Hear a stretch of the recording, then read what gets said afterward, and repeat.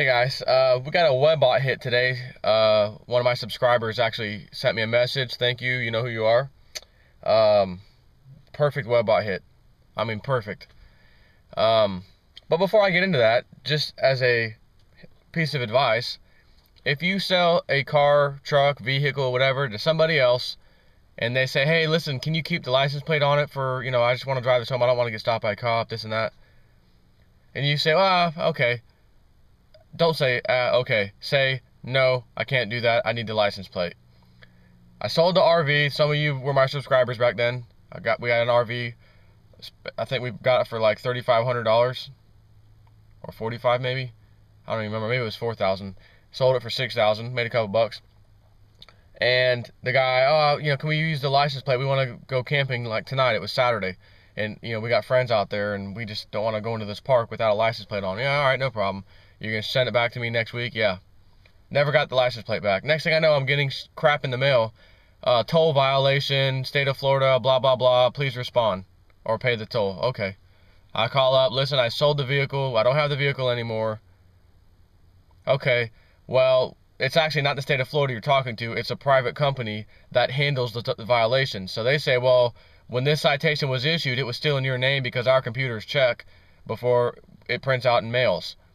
Okay, so what do I need to do? Go down to the DMV and have them give you an affidavit saying or proving that you did not have the vehicle at that point in time. You did sell it or whatever, and then fax us the affidavit. So I go down to the DMV. I need an affidavit saying that I don't have the vehicle anymore. Well, we don't do that. I have nothing to get. I can't give you anything. There's no affidavit you can give me. No. What can you give me? Well, I can tell you that on such and such date, you definitely sold the vehicle because they put it in their name on this date.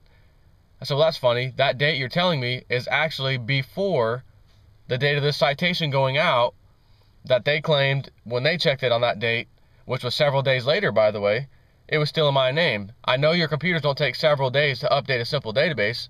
Okay. You can give me a little piece of paper that shows such and such was not in my name. Yeah, okay. That's all I can give you because it's in their name. I can't tell you their name, address. I can tell you their name, but I can't tell you their address or anything else. But the person's name is such and such. Yeah, that's the guy I sold it to. Okay.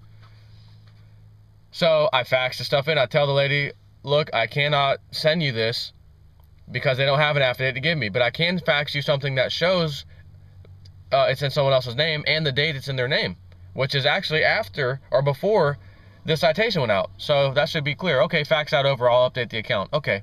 So now I get a thing in the mail yesterday, certified mail, go and pick it up at the post office. Okay. I already knew. I just had a feeling. I know what this is. Go down there, certified mail, traffic summons, citation, last final response for you to do something about this, or you're going to have to go to court and pay, $117 or whatever over like a $2, toll. So one of the things they attached is the actual affidavit that apparently they've been telling me to get. So the state of Florida or whoever sent this to me. So now I've got to get this signed by a notary to prove, and I have to go get the copy of the bill of sale to say, look, it's out of my name. Here's the time I sold it. Here's the guy's signature, etc. And that's that. So I got to go through all this because I let some bozo take my license plate off of the RV. And it has still not been returned to me. And I've called him a few times. I had his number. I'm wasting my time. I don't have time for silly games. I've got Doom to report on. I don't have time for this. So, just want to share that little story with you. Do not let your license plate go with your vehicle to anybody when they buy your car, even if they promise, oh, we'll send it back the next day or today. No. Not only no, hell no. And you can refer them to Dr. Doom's horror story of having to deal with this nonsense over a $2 parking ticket. I should have just sent in $2. I mean, for God's sakes. Driving down to the DMV one time, now driving to the post office, dealing with it. I mean, there's more gas than $2 probably right there. But I was pissed off and said, hell no, I'm not paying this. And I hope they go after that sucker and tack on to some late charges on his sorry ass. So, anyways, webbot hit. I'm going to read you the webbot report. And then I'm going to attach a news video from a local news station out of the area in Australia. Or was it Church, whatever that place was, Church something, New Zealand, maybe there. So here we go. The Terra entity data is pointing towards the toroid changes, marking the point of no return that will be referenced as such as on the mainstream media. The references within the great many stories in the mainstream propaganda press over 2011 that will be focused on the Terra changes to the toroid alterations may be lost in the totality of the other Earth changes stories that are going on at the time. So we've got a lot to deal with here coming soon.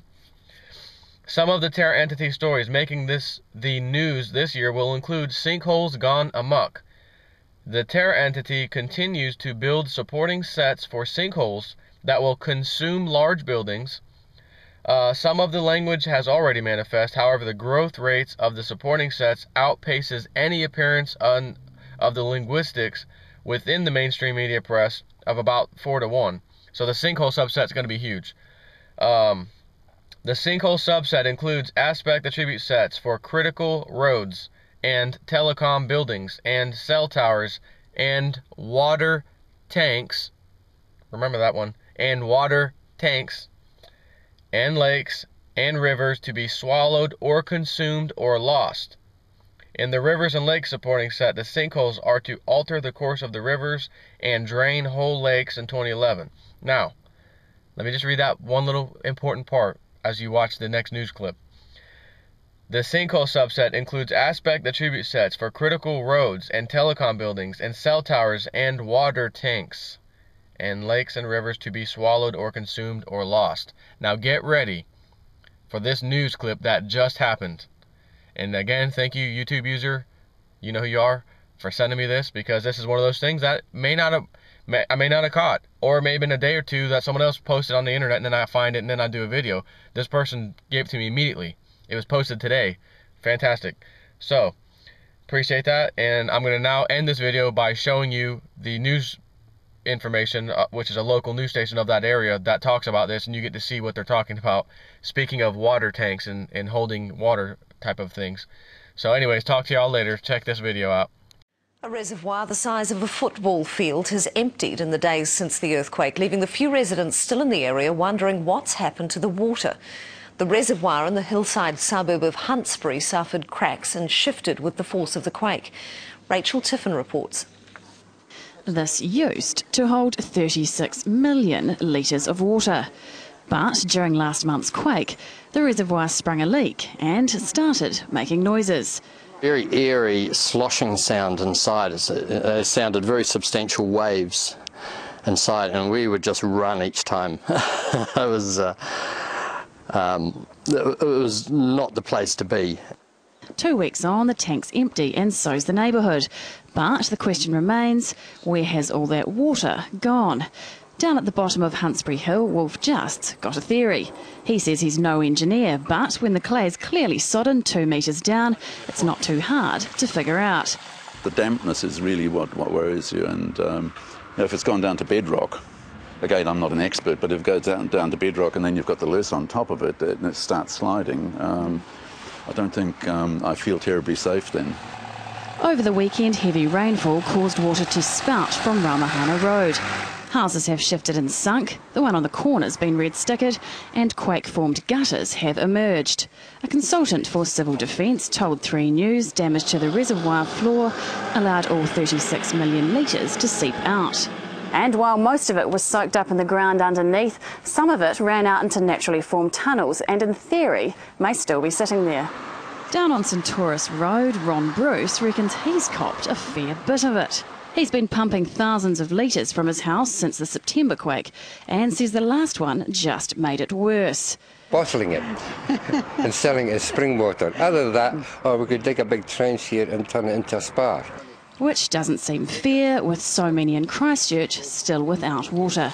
Rachel Tiffin, 3 News.